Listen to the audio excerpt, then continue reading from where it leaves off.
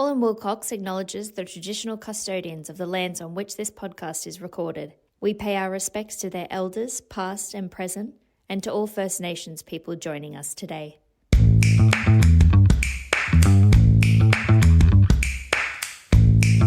Hello and welcome everyone to our podcast on aged care. It's run by the Health and Care Group at Holland Wilcox, and we're running a series of podcasts. And today we're focusing on key issues that face providers in respect of governance issues and the changes to the new aged care bill that are proposed in the exposure draft. My name's Carl Rosenbergs and I'm co-lead of the Health and Care Group at Holland Wilcox. And today I'm delighted to be joined by my colleague and fellow partner, Alison Choi-Flanagan, and a partner from McGrath Nicol, Selena Gurner, to discuss governance issues in facing the aged care sector. So to kick things off, I thought I'd initially ask Alison a question and more so to provide us with an introduction on the exposure draft of the new aged care bill, so that people can understand the context of today's discussion concerning governance issues. So over to you, Alison. Thanks, Carl. So the federal government released an exposure draft of the new aged care bill in December 2023, and it has gone through a consultation process, and we did help clients make submissions in relation to it. It's proposed that the new Aged Care Act will commence in 2025, but that would be subject to a federal election that will occur next year. So the actual timeframes have not been published, but media has talked about introducing the legislation in June of this year and commencement next year. And everyone's sort of waiting to see what will happen with it. Under the new aged care bill, there are increased duties on registered providers and also increased duties on responsible persons. The duty on registered providers will be to ensure, so far as reasonably practical, that the conduct of the provider does not cause adverse effects to the health and safety of individuals to whom the provider is delivering funded aged care services, while the provider is delivering those services.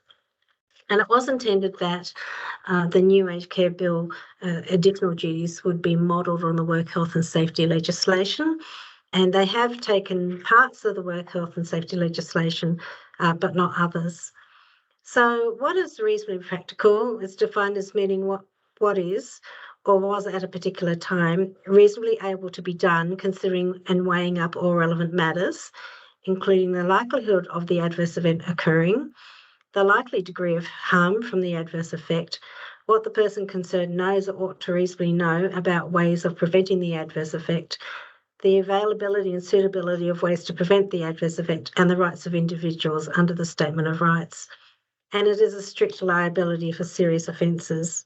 Alison, just going back 1 second, I mean, I take it you'll have a quick answer to this, but I mean, these reforms have all come out of the Royal Commission recommendations. Yes, they have. So these proposed new statutory duties, I take it, are to try and make sure that the care provided is of a level, is at a high level.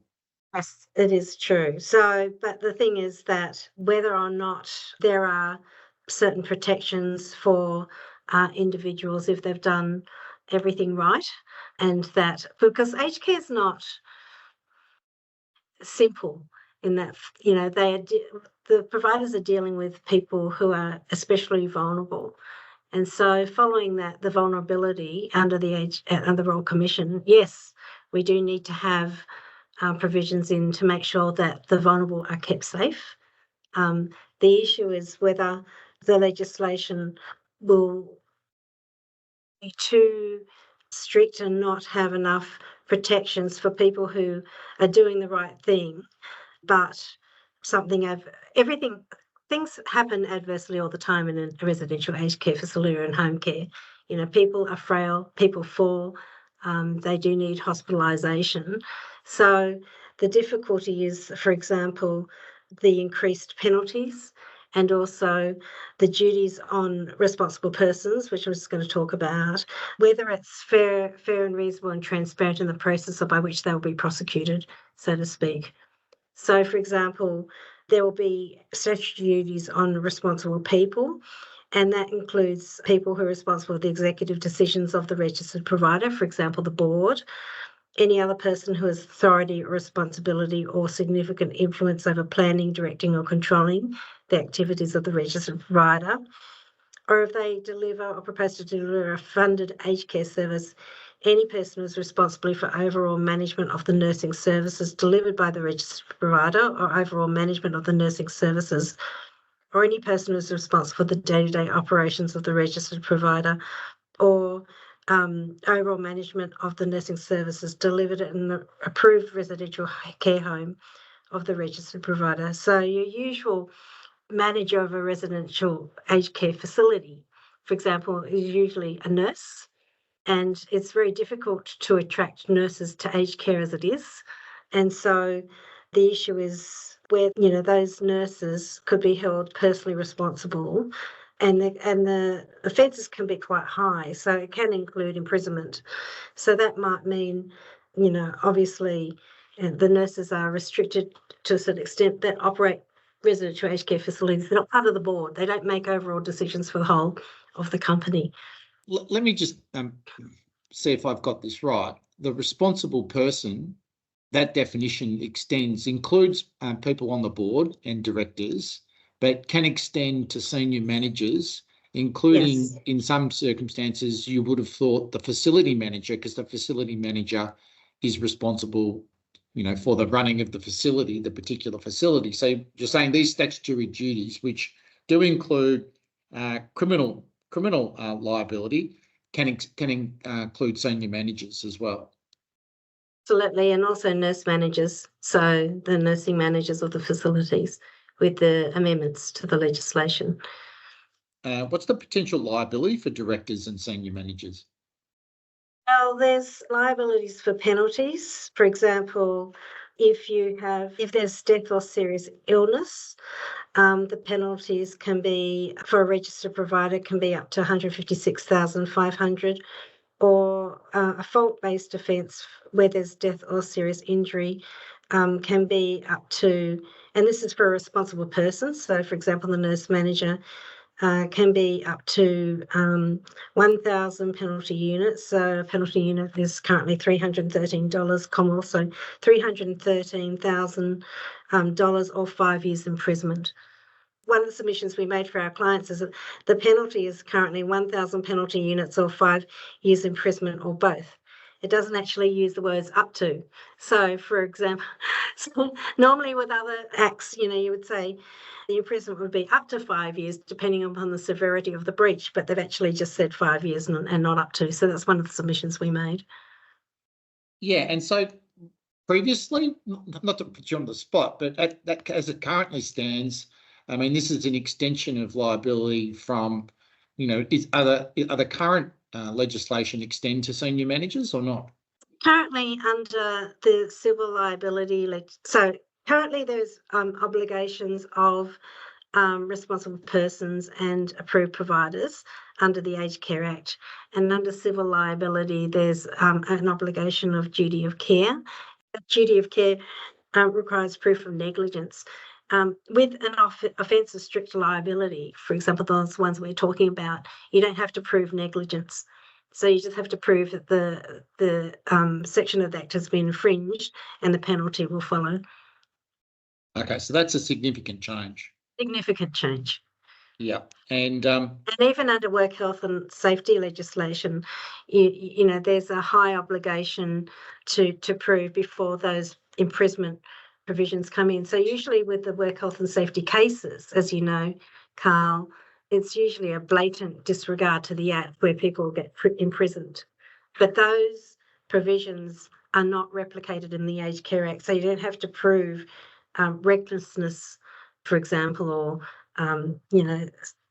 the other higher obligations under the work health and safety legislation. You just require a breach of this duty, which would cause 5 years imprisonment And the duty is extremely broad on responsible persons. So the responsible person must exercise due diligence to ensure that the provider complies with the provider's duty. And, due diligence is extremely broad, to acquire and maintain knowledge of requirements applying to registered providers under the Act, to gain an understanding of the nature of the funded aged care services, to ensure that the registered provider is available for use and uses appropriate resources and processes to manage adverse events. So, for example, your nurse manager of a facility might not be responsible for procurement for the entire organisation, but they could be held strict liability for 5 years imprisonment.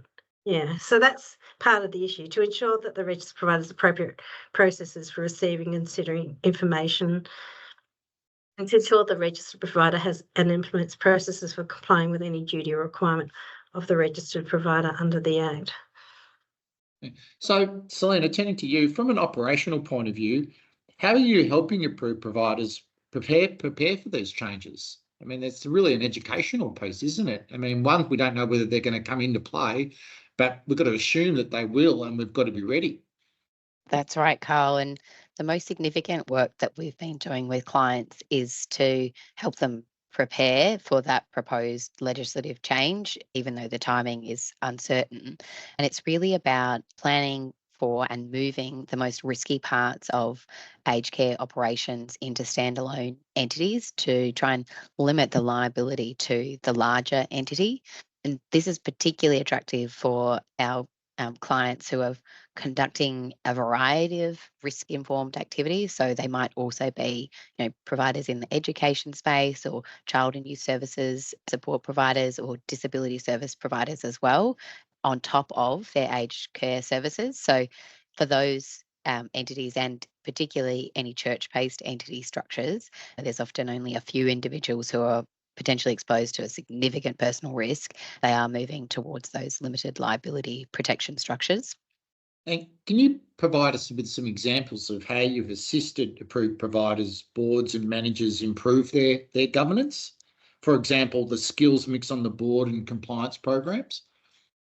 Yeah, one very practical example that providers are implementing is preparing enterprise-wide risk management frameworks and enterprise-wide risk registers.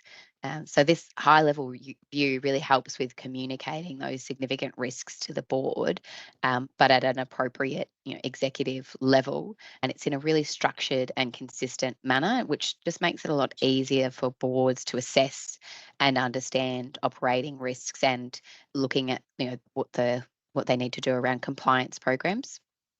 Yeah, so I'm an employment partner, and I think more and more we're going to have underpayment audits, if for want of a better terminology. But are you involved in sort of risk assessment audits or programs like that, so that people can sort of say, well, where are we at? If I was a director, I'd want to be knowing where we're at if I'm going to be personally liable. Absolutely. And at the moment, we've seen a lot of clients who do have solid risk practices in place, but they're very detail orientated and can be quite verbose and include just too much detail for what's really appropriate for a board. There's just no way that a board member could understand the operational risks at an appropriate level. And so that's where we really see boards are scratching their heads going, well, how are we meant to meet this due diligence requirement that's proposed in the new legislation?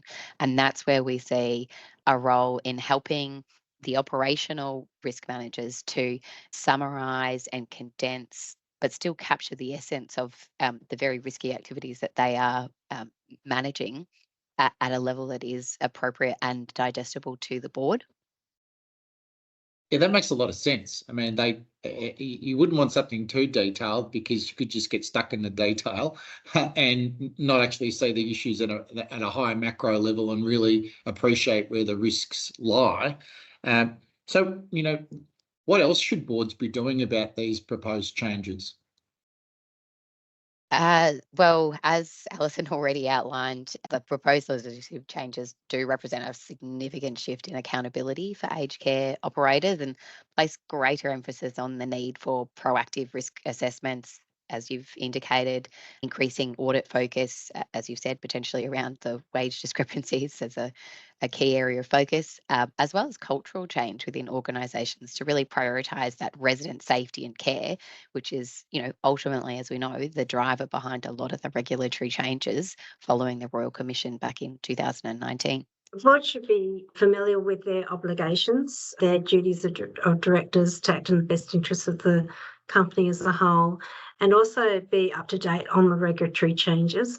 Quite a lot of our clients actually engaging in reviewing their risk management, and they are getting internal audits being done, particularly in the area of clinical care. So people are going in and getting, what we're finding is that with the regulatory forms, there's new aged care and quality standards, and we are finding that when they're being accredited at the moment, they're being accredited against the new standards which haven't commenced. So, for example, when they're going in, they're asking them about corporate governance, they're asking about clinical governance, they're asking about the role of the board. So you really do need to get ahead of it, and they're getting internal audits in terms of their compliance with the standards, including clinical and governance standards. And so they're doing that internally to make sure that they will comply when they get audited next by the Aged Care Quality and Safety Commission, but also to ensure that they're really on top of their risks, whether it be medication management, restrictive practices, risk of people absconding, all types of risks for the safety of to ensure that the residents are safe and well cared for. So a lot of our clients are doing it at the moment. They're looking at making sure that their insurance is appropriate, including directors and officers insurance, to make sure the coverage is appropriate. And they are also, looking at ensuring complying from a corporate governance point of view. There's the requirements in relation to ensuring that the people that are on the board and senior managements meet certain requirements. So getting statutory declarations done to make sure that they meet those requirements. So there's a number of things that boards are doing at the moment in preparation.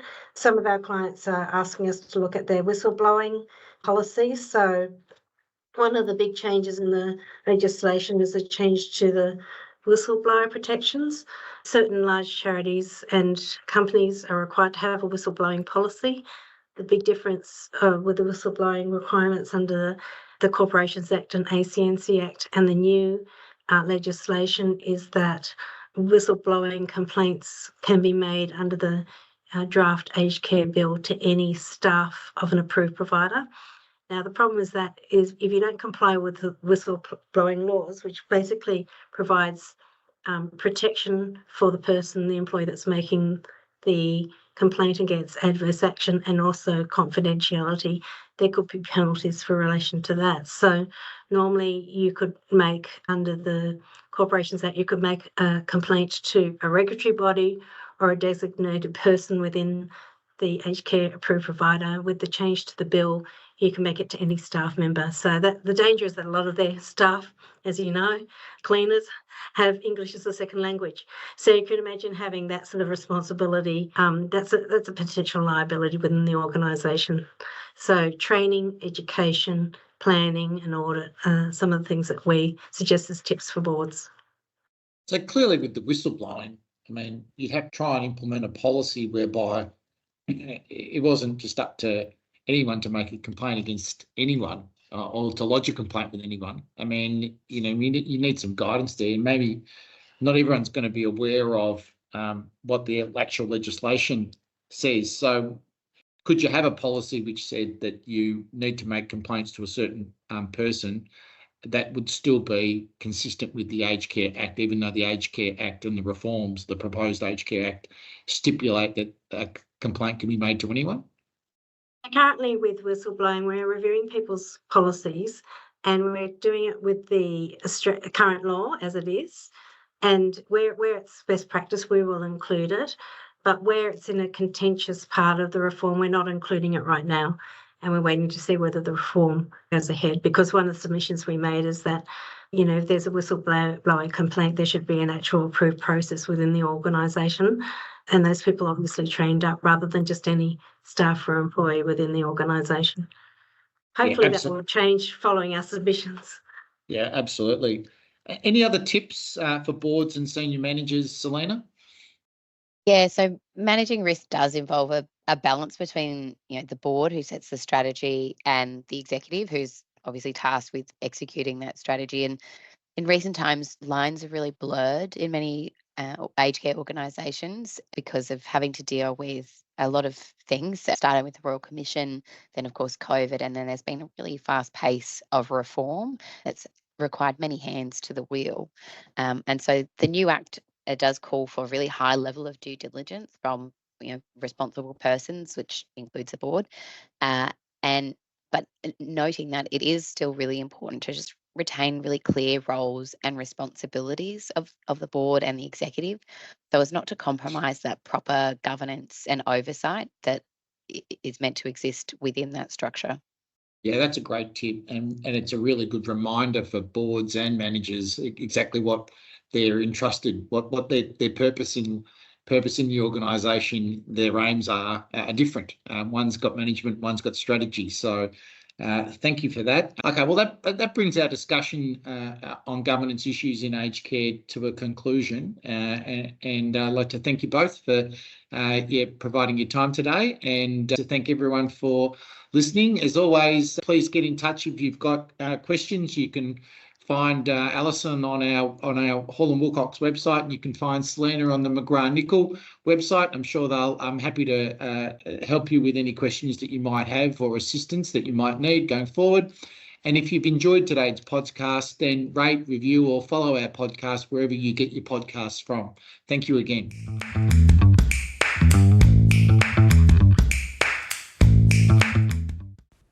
This podcast is not legal advice and should not be relied upon as such.